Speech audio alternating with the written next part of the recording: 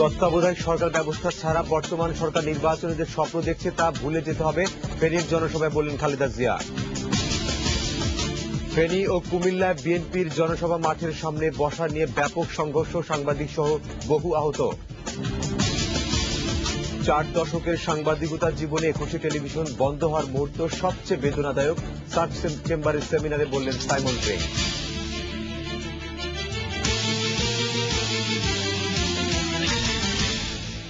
আসসালামু আলাইকুম, ওয়াহিদুজ্জামান আমন্ত্রণ জানাচ্ছি সকাল 9টার 21 সংবাদে।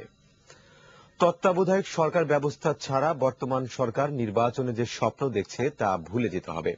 দলীয় সরকারের অধীনে কিছুতেই নির্বাচন হতে দেওয়া হবে না। ফেনী পাইলট উচ্চ বিদ্যালয় মাঠে চট্টগ্রামমুখী রোড মার্চের জনসভায় এমনই হুঁশিয়ারি দিলেন বিরোধী দলীয় নেতা ও বিএনপি চেয়ারপারসন বেগম খালেদা জিয়া। পাশাপাশি তিনি অভিযোগ করে বলেন, দফায় দফায় দ্রব্যমূল্য, জ্বালানি তেল ও বিদ্যুতের দাম বাড়ানো ছাড়া গত 3 বছরে সরকার দেশের জন্য কিছু করতে পারেনি। মাতির ফারুকি ও তাপসী রাবেয়ার সহায়তায় রিপোর্ট করছেন রহমান মিজান।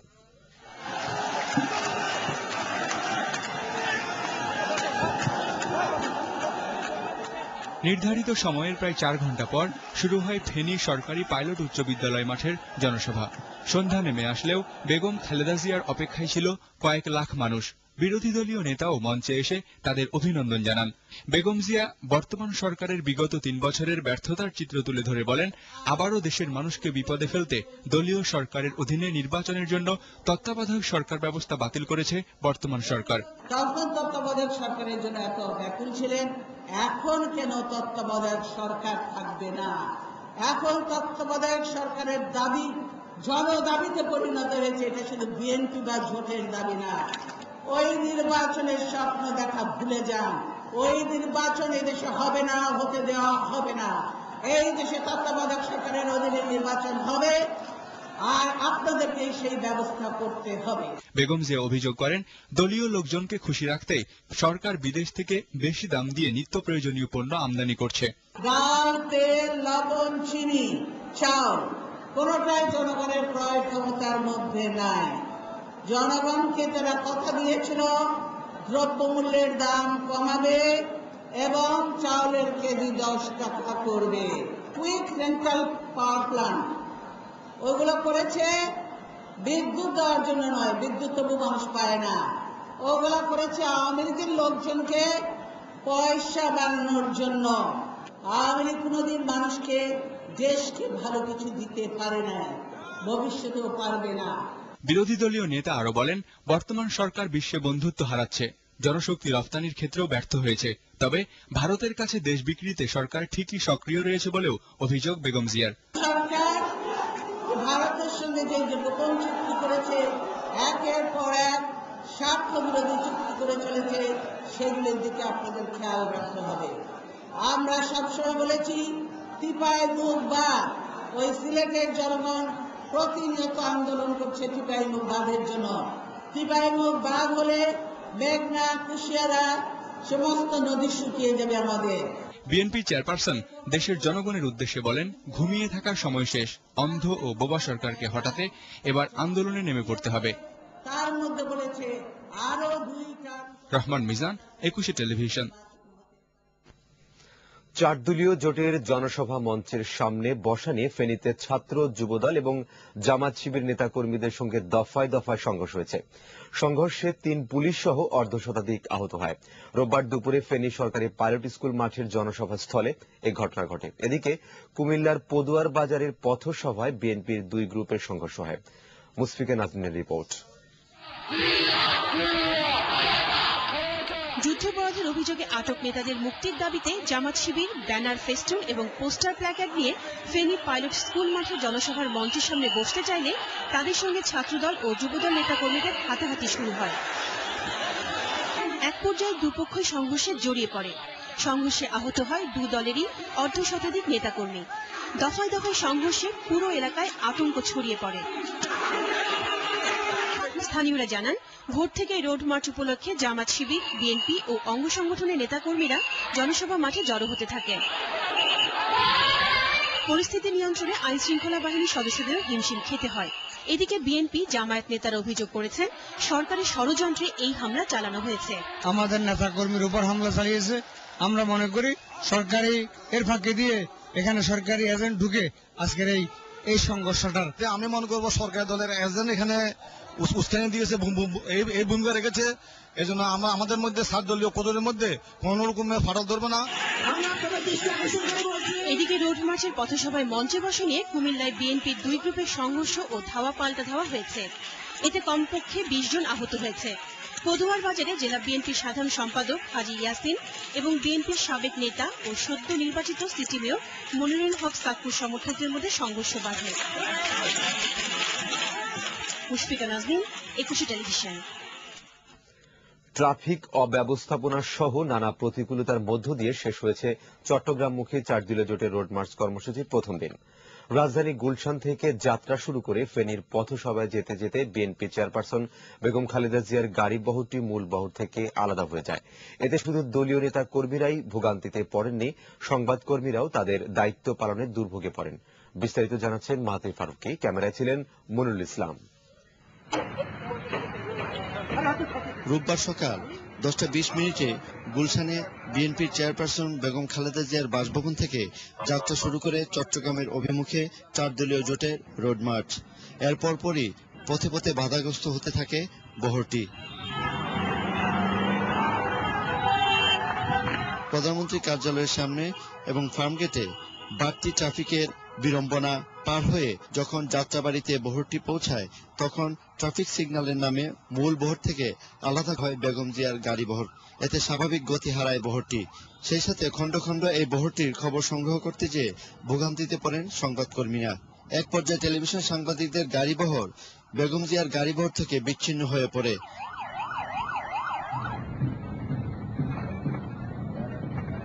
যানজটের কারণে শুধু ঢাকায় বহরটিকে কাটাতে হয় 3 ঘন্টা। দুপুর 1:30টার দিকে বহরটি পৌঁছায় কাঁচপুরে। কুমিল্লার মাদাইয়া কলেজ মাঠে প্রথম পথসভা হওয়ার কথা ছিল দুপুর 12টায়।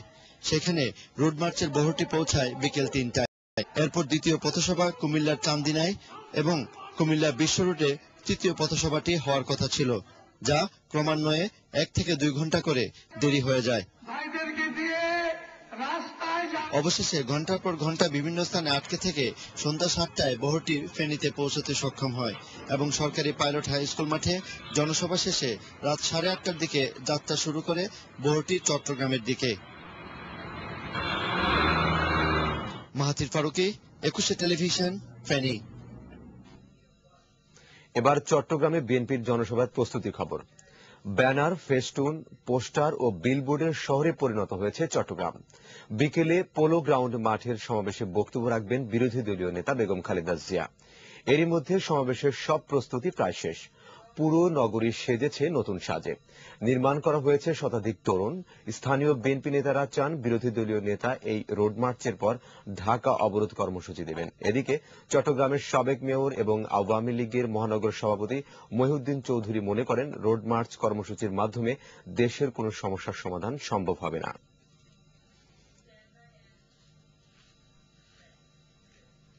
4 দশকের সাংবাদিকতা জীবনে 21শে টেলিভিশন বন্ধ হওয়ার মুহূর্তকে সবচেয়ে বেদনাদায়ক ও কষ্টকর মুহূর্ত বলে উল্লেখ করলেন সে সময়ের 21-এর ব্যবস্থাপনা পরিচালক সাইমন রিং। রোববার রাজধানীর একটি হোটেলে সার্ক চেম্বার আয়োজিত এক সেমিনারে এই অনুভূতির কথা জানান তিনি। টেরিস্ট্রিয়াল সুবিধা শুধুমাত্র সরকারি চ্যানেলের জন্য সংরক্ষণের নীতিরও সমালোচনা করেন তিনি। অন্যদিকে হলুদ সাংবাদিকতা ঠেকাতে এ ধরনের সাংবাদিকদের বর্জনের আহ্বান জানান ডেইলি স্টার সম্পাদক মাহফুজ আনাম। মেহেদী হাসানের রিপোর্ট। 1962 সালে মাত্র 17 বছর বয়সে সাংবাদিকতা শুরু করেন সাইমন রিং। দীর্ঘ 40 বছরের সাংবাদিকতা জীবনে ভিয়েতনাম যুদ্ধ, বাংলাদেশের মুক্তিযুদ্ধ সহ 22টি যুদ্ধে সাংবাদিক হিসেবে দায়িত্ব পালন করেন তিনি। এর মধ্যে 1998 থেকে 2002 সাল পর্যন্ত 21শে টেলিভিশনের ব্যবস্থাপনা পরিচালকও ছিলেন। তবে এই দীর্ঘ সাংবাদিকতা জীবনে তার জন্য সবচেয়ে চ্যালেঞ্জিং মুহূর্ত কোনটি? সেমিনারে এমন প্রশ্ন করা হলে যুদ্ধের বদলে 21শে টেলিভিশন বন্ধ হওয়ার মুহূর্তকেই উল্লেখ করেন তিনি। One of the most difficult things I remember was when ETV was forced to close in 2002. It was a heartbreaking situation. and to create a television network that I think the country was proud of and should have been allowed to continue to watch. And it was a heartbreaking moment when the screens went blank. 21 টেলিভিশনের যাত্রা থেকে বন্ধ হওয়ার পুরো ঘটনার বিবরণও দেন তিনি। বাংলাদেশে বারবার এমন ঘটনার পুনরাবৃত্তি যাতে না ঘটে সে আহ্বানও সাইমনের। টেরিস্ট্রিয়াল সুবিধা শুধুমাত্র সরকারি চ্যানেলের জন্য সংরক্ষণের নীতির সঙ্গেও ভিন্নমত পোষণ করেন তিনি। There is a system of regulation for the granting of licenses and the running and broadcasting of television or radio networks. Before handing out a terrestrial license, there needs to be a better and more considered approach to the whole issue of issuing broadcast licenses, who they're being issued to, what is the platforms of the station. এদিকে হলুদ সাংবাদিকতা বন্ধে করণীয় জানতে চাইলে এ ধরনের সাংবাদিকদের বয়কটের আহ্বান ডেইলি স্টার সম্পাদকের। More and more people should use the press council to fight against yellow journalism. However, the best weapon of fighting against yellow journalism is boycotting such media.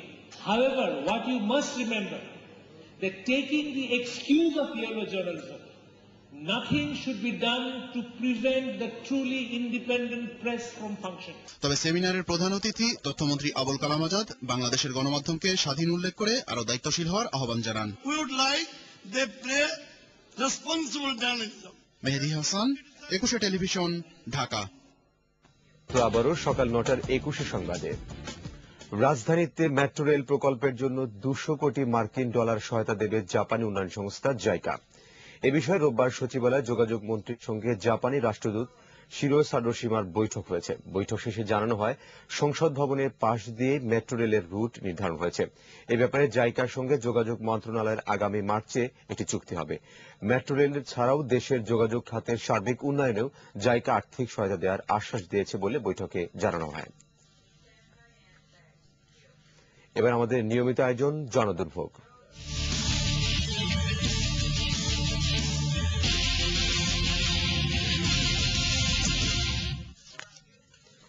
যুক্তরাষ্ট্রে বসবাসকারী বাঙালিদের অনেকেই দেশে প্লট আর ফ্ল্যাট কিনে হরহামেশাই প্রতারিত হচ্ছেন, যে কারণে প্রবাসীদের অনেকেই ক্ষুব্ধ রিহাবের কয়েকটি প্রতিষ্ঠানের উপর।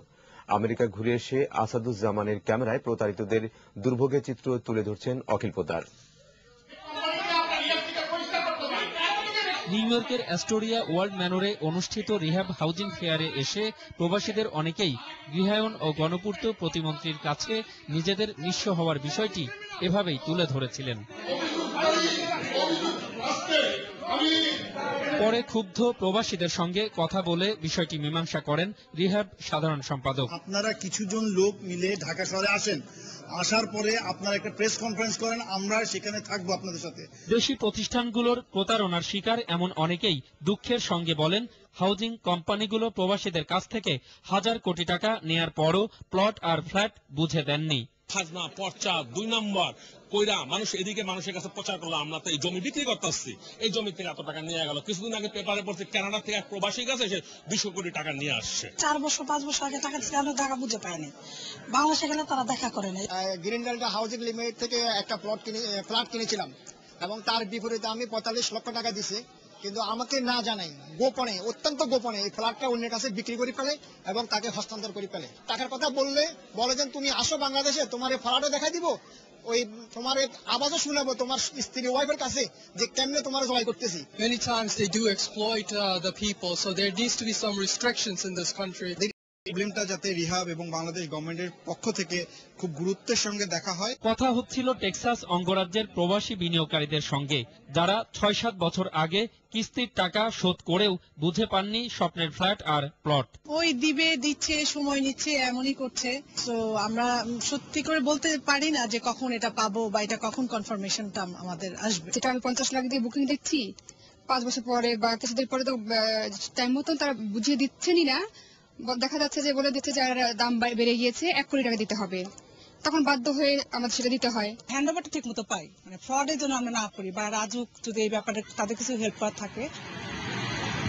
যুক্তরাষ্ট্রের নিউ ইয়র্ক সিটির এসব আবাসিক এলাকার বাংলাদেশিদের অনেকেই শেষ জীবনে ফিরে যেতে চান রাজধানী ঢাকা শহরে।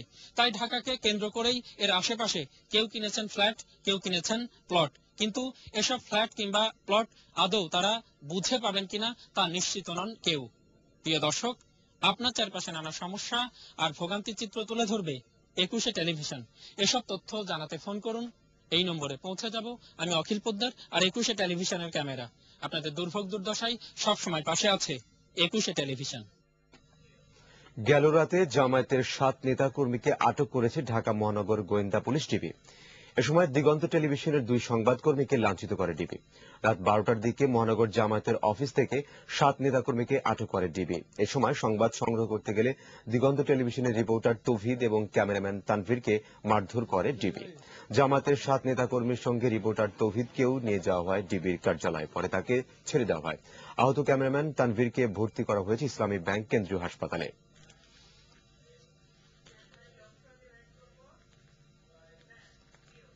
আন্তর্জাতিক প্রসঙ্গ। সহিংসতা বন্ধে কায়রোতে জরুরি বৈঠক করেছে আরব লীগ। জাতিসংঘের নিষেধাজ্ঞা সত্ত্বেও এবার মাটির নিচে গোপন স্থানে নতুন ইউরেনিয়াম সমৃদ্ধকরণ প্রকল্প শুরু করেছে ইরান। পদত্যাগ করবেন না বলে স্পষ্ট জানিয়ে দিয়েছেন পাকিস্তানের প্রেসিডেন্ট আসিফ আলী জারদারি। বিশ্বের আরো কিছু খবর নিয়ে সাবিনা সুবির রিপোর্ট।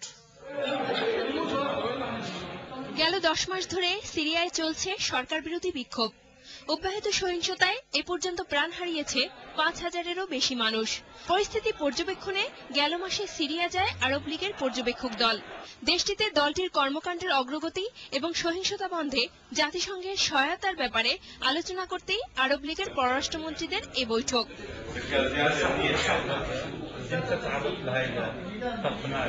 পরমাণু কর্মসূচি নিয়ে তেহরানের সঙ্গে পশ্চিমা বিশ্বের চরম উত্তেজনার মধ্যে মাটির নিচে গোপন স্থানে নতুন ইউরেনিয়াম সমৃদ্ধকরণ প্রকল্প শুরু করেছে ইরান। অন্যদিকে লাতিন আমেরিকা সফরের অংশ হিসেবে ভেনেজুয়েলা পৌঁছেছেন দেশটির প্রেসিডেন্ট মাহমুদ আহমাদিনেজাদ। اینو مورد بررسی قرار میدیم و انشالله هماهنگی‌های لازم رو برای 70 বছরে পা দিলেন কিংবদন্তি পদার্থবিজ্ঞানী Stephen Hawking.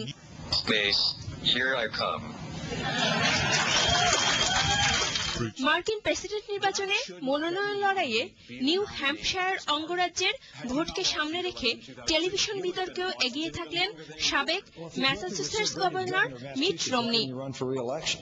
I mean, if you didn't want to even stand before the people of Massachusetts and run on your record, if it was that great, why did you bail out? এদিকে পদত্যাগ করবেন না বলে স্পষ্ট জানিয়ে দিয়েছেন পাকিস্তানের president Asif Ali Zardari. সেনাবাহিনী জারদারির পদত্যাগ চায় এমন গুজবের জবাবে এক টেলিভিশন সাক্ষাৎকারে তিনি একথা জানান। कोई आपसे इस्तीफा नहीं मांगना चाहता, ना ही किसी ने मांगा आपसे। अभी तक तो नहीं मांगा है, जब मांगेंगे मैं आपको बता दूंगा। 3 মাস নিউজিল্যান্ডের উপকূলে আটকে পড়া গ্রিস কার্গো জাহাজটি দুভাগ হয়ে যাওয়ায় তেল ছড়িয়ে পড়ার আশঙ্কা দেখা দিয়েছে। সাবিনা সুমি, 21 টেলিভিশন। খেলার খবর। ফেডারেশন কাপে টানা দ্বিতীয় ম্যাচ জিতে দ্বিতীয় পর্ব নিশ্চিত করে ফেলেছে ঢাকা আবাহনী লিমিটেড। রোববার বঙ্গবন্ধু জাতীয় স্টেডিয়ামে আরামবাগ ক্রীড়া সংঘকে 2-1 গোলে হারায় তারা। দিনের অপর খেলায় কমলাপুর স্টেডিয়ামে ফেনী সকার ক্লাবকে 1-0 গোলে হারায় বাংলাদেশ পুলিশ। বঙ্গবন্ধু জাতীয় স্টেডিয়ামে খেলার শুরু থেকে আবাহনী আক্রমণের পর আক্রমণ করে কোণঠাসা করে রাখে আরামবাগকে। ফলে 17 মিনিটেই গোল পেয়ে যায় ধানমন্ডির দলটি। ওয়ালি ফয়সালের থ্রু পাস থেকে লাকি পল গোল করে 1-0 গোলে এগিয়ে দেন আবাহনীকে। প্রথমার্ধে আর কোনো গোল হয়নি। দ্বিতীয়ার্ধেও আক্রমণের ধারা অব্যাহত রাখে আবাহনী। খেলার 66 মিনিটে পলের পাসে ফ্র্যাঙ্ক ব্যবধান দ্বিগুণ করেন। এই 2 গোলের পর আবাহনীকে অনেকটা হালকা মেজাজে খেলতে দেখা যায়। এই সুযোগে 83 মিনিটে জটলা থেকে আরামবাগের মামুন গোল করে ব্যবধান কমান।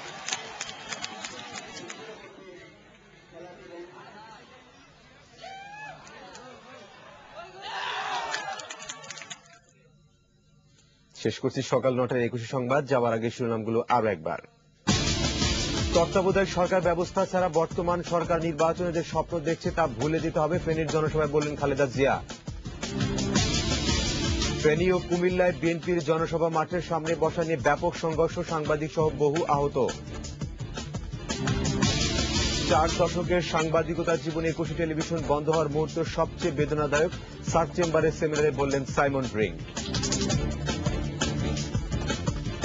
দর্শক, একুশে টেলিভিশনের সর্বশেষ খবর জানতে যে কোনো মোবাইল থেকে ডায়াল করুন 2021 নম্বরে আর লগ অন করুন www.21-tv.com এই ওয়েবসাইটে। এছাড়া একুশের যে কোনো অনুষ্ঠান সরাসরি দেখা যাচ্ছে ফেসবুক ও টুইটারে। ধন্যবাদ এতক্ষণ সাথে থাকার জন্য। পরবর্তী সংবাদ সকাল 11টায় দেখার আমন্ত্রণ রইল। একুশের সাথেই থাকুন।